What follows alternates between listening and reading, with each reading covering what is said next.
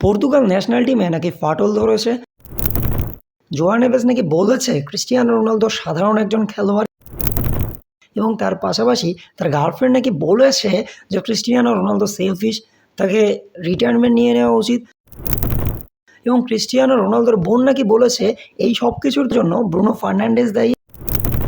আসলেই কি এগুলো সত্যি, নাকি এগুলো শুধুমাত্র মিডিয়া ন্যারেটিভ, সেটা নিয়ে আজকে আলোচনা করব।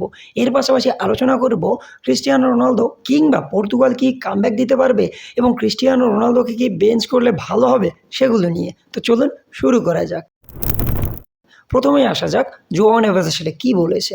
জোয়া নেভেজ ম্যান অফ দ্য ম্যাচের প্রাইজ নেওয়ার পর তাকে যখন জিজ্ঞেস করা হয় যে ক্রিস্টিয়ানো রোনালদো সম্পর্কে তোমার মতামত কী, তখন সে বলে ক্রিস্টিয়ানো রোনালদো পর্তুগালের জন্য যা করেছে কিংবা ফুটবলের জন্য যা করেছে সেটা আমরা সবাই জানি, কিন্তু মাঠে ক্রিস্টিয়ানো রোনালদো আমাদেরই একজন, এবং এর মাধ্যমে সে কোনোভাবে ক্রিস্টিয়ানো রোনালদোকে ছোট করেনি। সে বুঝিয়েছে এই ম্যাচটা হারার জন্য বা ড্র করার জন্য আমরা সবাই দায়ী। এক্ষেত্রে এককভাবে ক্রিস্টিয়ানো রোনালদোকে দায়ী করার কোনো মানে আসে না। এবং এর পরবর্তী প্রেস কনফারেন্সে রুবেন ডিয়াস এটা ক্ল্যারিফাই করেছে। সে বলেছে আমরা যবে থেকে পর্তুগালে এসেছি তখন থেকে আমরা এটাই দেখেছি যে সব কিছুর জন্য ক্রিস্টিয়ানো রোনালদোকে দায়ী করা হয়। কিন্তু শুধু কি ক্রিস্টিয়ানো রোনালদো না, জোয়া নেভেসও পর্তুগাল জেতার জন্য খেলে, ব্রুনো ফার্নান্ডেজও পর্তুগাল জেতার জন্য খেলে, এবং ক্রিস্টিয়ানো রোনালদো পর্তুগাল জেতার জন্যই খেলে। এবং যদি দায়ী করা হয় তাহলে টিমকে দায়ী করা উচিত, ম্যানেজারকে দায়ী করা উচিত, একজন প্লেয়ারকে কোনোভাবে দায়ী করা উচিত না। এর পরবর্তীতে আসতেছে জোয়া নেভেজের গার্লফ্রেন্ড। জোয়া নেভেজের গার্লফ্রেন্ড কি সত্যিই বলেছে যে ক্রিস্টিয়ানো রোনালদো সেলফিশ, সে রিটায়ারমেন্ট নিয়ে নেওয়া উচিত তার? তো এটা হচ্ছে মেক্সিকান একটা নিউজ পোর্টালে প্রকাশ করা হয়, এবং এটা একটা ফেক নিউজ। এবং এই ফেক নিউজ নিয়ে বর্তমানে অনেক বেশি মাতামাতি হচ্ছে, এবং এটাকে অনেক নেগেটিভলি ছড়ানো হচ্ছে, যার প্রভাব পড়তেছে জোয়া নেভেজ এবং তার গার্লফ্রেন্ডের ওপর। যে জিনিসটা সত্যি সেটা হচ্ছে ক্রিস্টিয়ানো রোনালদোর বোনের স্টেটমেন্ট। সে লিটারালি বলেছে যে পর্তুগালের মিডফিল্ডার আসলে কী হয়ে গিয়েছে, তারা কেন দৌড়াতে পারতেছে না, তারা ক্লাবের হয়ে অনেক ভালো খেলে, তারা ক্লাবের হয়ে বেস্ট অ্যাওয়ার্ড জেতে, কিন্তু পর্তুগালের হয়ে তারা কেন জিততে পারতেছে না। সো কল্ড বেস্ট প্লেয়ার বা সো কল্ড বেস্ট মিডফিল্ডার কেন চান্স ক্রিয়েট করতে পারতেছে না। মানে সে বুঝিয়েছে ব্রুনো ফার্নান্ডেজকে, কিন্তু আমার মনে হয় এক্ষেত্রে ব্রুনো ফার্নান্ডেজকে এককভাবে দায়ী করা কোনোভাবেই উচিত না। দায়ী করতে হলে কোচকেও দায়ী করতে হবে, কারণ কোচই আসলে এদের বেস্ট পারফরমেন্স বের করে আনতে পারবে। এবং ব্রুনো ফার্নান্ডেজেরও কিছু কিছু ভুল আছে, যেখানে ম্যাচের ভালোভাবে অ্যানালাইসিস করলে আমরা দেখতে পারবো যে ব্রুনো ফার্নান্ডেজ অনেকগুলো অহেতুক বল ব্যাকপাস দিয়েছে, যেখানে সে যদি সেগুলো ক্যারি করতো তাহলে আমার মনে হয় পর্তুগাল অ্যাটাক করতে পারতো, কিন্তু সে সেগুলো করেনি। এবং এর ফলে বর্তমানে জোয়া নেভেজ, ব্রুনো ফার্নান্ডেজ, ক্রিস্টিয়ানো রোনালদো এগুলোকে নিয়ে এত বেশি কথা হচ্ছে। এখন আসা যাক যে পর্তুগাল কি ক্রিস্টিয়ানো রোনালদোকে বেঞ্চ করলে খুব ভালো ফুটবল খেলবে, বা পর্তুগালের ক্রিস্টিয়ানো রোনালদোকে কি বেঞ্চ করা উচিত সেটা নিয়ে একটু কথা বলা যাক। আমাকে যদি বলেন আমি বলবো পর্তুগালের ক্রিস্টিয়ানো রোনালদোকে বেঞ্চ করা উচিত, আবার উচিতও না। কেন উচিত না?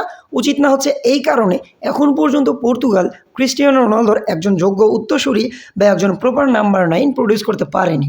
তো এক্ষেত্রে আপনারা বলতে পারেন যে গোঞ্জালো রামোস তো রয়েছে। তো গোঞ্জালো রামোসের এই সিজনের পারফরমেন্স যদি আপনারা দেখেন তাহলে দেখবেন পিএসজির হয়ে সে নিয়মিত স্টার্টও করতে পারতেছে না, এবং পর্তুগালের হয়ে লাস্ট 10-12 ম্যাচে সে ওইভাবে কোনো ইফেক্টও রাখতে পারেনি পর্তুগালের ম্যাচ জেতার উপর। তো কিভাবে আপনারা চিন্তা করেন যে গোঞ্জালো রামোস ক্রিস্টিয়ানো রোনালদোকে রিপ্লেস করবে? তো এখন আসা যাক কেন আমি বললাম যে তাহলে উচিত ক্রিস্টিয়ানো রোনালদোকে বেঞ্চ করার। হ্যাঁ, ক্রিস্টিয়ানো রোনালদোকে বেঞ্চ করা উচিত কখন? যখন ম্যাচের 70 মিনিট কিংবা 80 মিনিট বা 60 মিনিট হয়ে যাবে, মানে একটা সার্টেন টাইম পর তাকে উঠিয়ে নেওয়া উচিত এবং একজন ইয়ং প্লেয়ারকে নামানো উচিত, যে ম্যাচের রিদম অনুযায়ী খেলতে পারবে, যে তারা 100% দিতে পারবে। 41 বছর বয়সে এসে ক্রিস্টিয়ানো রোনালদো তার 100% দিয়ে 90 মিনিট কোনোভাবেই খেলতে পারবে না। As a Cristiano Ronaldo fan আমি এটা স্বীকার করতেছি যে ক্রিস্টিয়ানো রোনালদো আর আগের মতো নেই। বর্তমানে সে শুধুমাত্র পেনাল্টি বক্সের ভিতরই থ্রেট ক্রিয়েট করতে পারে, এবং এই জন্য পর্তুগালের এটা বুঝতে হবে এবং এইভাবে স্কোয়াড সিলেকশন করতে হবে। যদি রবার্তো মার্টিনেজ ডিসিশন নিয়েই ফেলে যে সে পর্তুগালের হয়ে ক্রিস্টিয়ানো রোনালদোকেই 90 মিনিট খেলাবে, তাহলে তাকে অ্যারাউন্ড করে স্কোয়াড বিল্ড করা উচিত।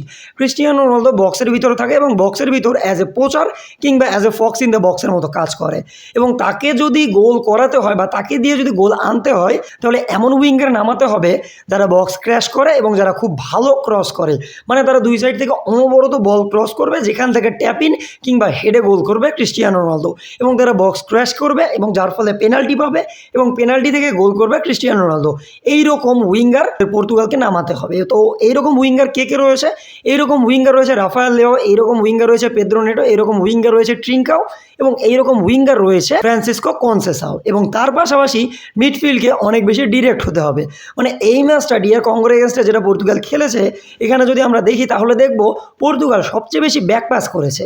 মানে ভিতিনার কথা বলেন, জোয়াও নেভেসের কথা বলেন কিংবা ব্রুনো ফার্নান্ডেজের কথা বলেন, তারা সামনের দিকে পাস করার চাইতে পিছনের দিকে পাস করেছে বেশি।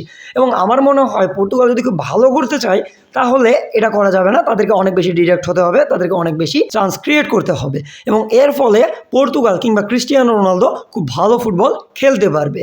তো এখন আসা যাক, এই পর্তুগালকে এখান থেকে কামব্যাক করতে পারবে? তো উত্তরটা অনেক স্বাভাবিক যে রোনালদো এবং কামব্যাক দুটো একই শব্দ, এক্ষেত্রে আলাদা করার কিছু নেই এবং আমার মনে হয় পর্তুগাল কামব্যাক করতে পারবে। আপনাদের কি মনে হচ্ছে কমেন্ট বক্সে অবশ্যই জানিয়ে দিবেন।